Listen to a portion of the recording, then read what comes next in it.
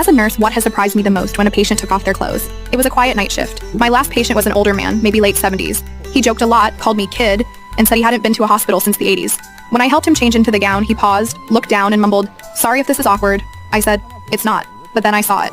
His chest, back, and arms were covered in old, deep scars. Dozens of them. I asked if he'd been in a bad accident. He shook his head. Worse, my father. He told me bits and pieces. How he ran away at 15. How he lied about his age to join the army just to escape. He said the only thing that kept him going was telling himself that one day, he'd have a normal life. A safe home. No yelling. No bruises. He never did. No wife, no kids. Just a tiny apartment and a cat named Lucy. Before I left the room, I asked if he needed anything. He smiled and said, "No, just thanks for seeing me." Most people don't. I stood in the hallway after and cried. Not because he was dying, but because no one had ever made sure he'd lived. The next night, I brought him Lucy in a little carrier. He cried harder holding her than he did when they told him he had days left. He died with her asleep on his chest. And I stayed until